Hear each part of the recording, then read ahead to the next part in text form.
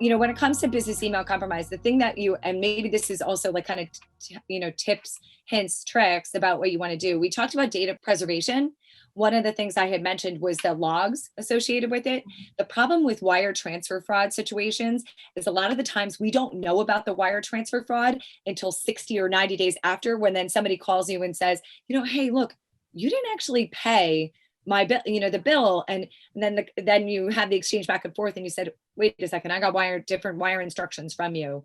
And the problem is, by that point, you have lost all the forensic evidence. So what I would say and recommend to everybody is, from, just a preservation standpoint, tips and tricks is certainly, number one, segregate, and if you can, take your logs off of the system and separate them and preserve them separately. Not only, every, 30 days, 60 days, 90 days, because the problem is, by the time you might find out about it, it might be too late. And then unfortunately, you're left in a situation where, you go back and forth with another company and you say, well, was there unauthorized access to this email account from 60, 90 days ago? And the answer would be, well, you can't say either way, right? Because then you don't have the logs any further. So it's certainly something, if you use Office 365, make sure your unified audit logs are enabled, number one. But there's certain, tips and tricks associated with that as well. Like, make sure that, for if there's any sort of forwarding rules or archiving rules, that you're alerted to them immediately, right? That's like one of the first telltale signs of a threat actor being within your email environment. If you have the capability to do, searches within them, but blocking or geo-blocking IP addresses, right? So that in the event you have a suspicious IP that's trying to log into a business, to an email account, that you're alerted immediately, right? So those are the kinds of things that I would recommend from, business to prevent business email. I don't want to say prevent business email compromise, but to be alerted right away in the event of an incident. And Bill, I'm sure you have more to add. Yeah, it all depends on the email platform that you're on. So Caroline was talking about Office 365, multi-factor authentication. Again, we talked about that in our prevent aspect of it. That really slows them down tremendously. So if you could put that on there. But once the threat actor's in there, Caroline provided all the correct tips that are needed here. Log retention.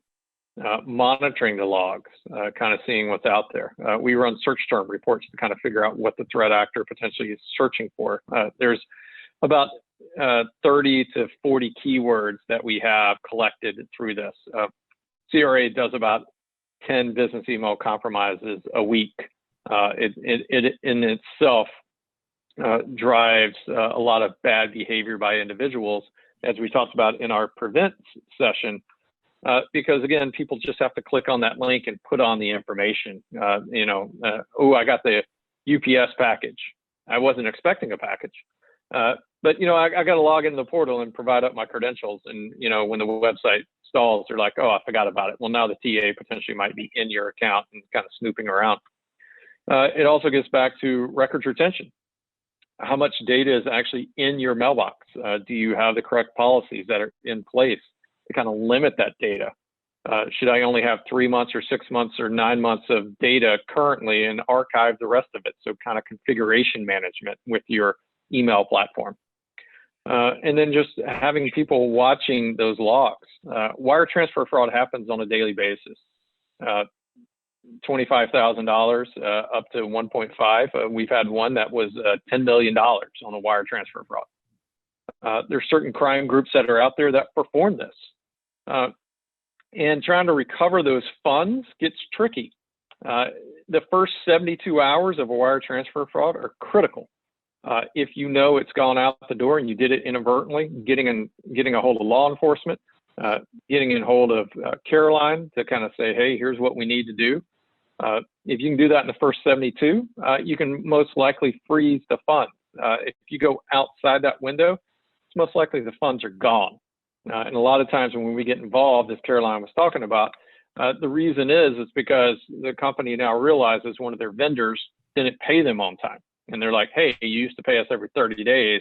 It's 45 days. Maybe you forgot to pay us. No, you asked us to do X. And then we kind of get into, well, how did X happen? And that always gets back down to the aspect of what we talked about in the prevent session of how often do you actually change your banking information? It's educating our clients to say that if we ask you to change banking information, please call us.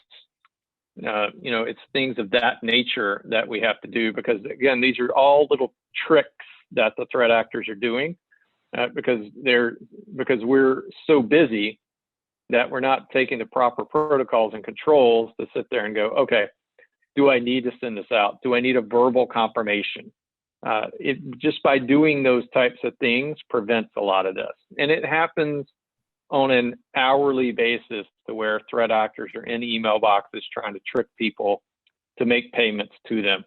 The FBI just came out with a report a couple of days ago that was noted in the Wall Street Journal that kind of went through all the statistics of wire transfer fraud. And we hope that you will not be the victim of that by all the different preventative maintenance that we've kind of outlined here. That is a perfect segue, I think. I hope all of the people who've had a chance to watch these segments have learned that, we're not completely powerless. If we do a lot to plan and hire some good talent to help us walk through what we can do to position our organizations to prevent and mitigate any response, hopefully if and when we ever get to the incident phase, we have done as much as we can do to minimize the damage that's been done. And so I hope we've given people a lot to think about, a lot of to-do items, and some good resources to reach out to if they have any additional questions. So thank you guys so much for helping everyone understand this important topic. We appreciate it. Thanks for having us. Thank you. Thanks for watching. If you enjoyed the content, you can click through to the next video right here. Also, if you'd like to stay up to date on more videos like this, like, subscribe, and follow.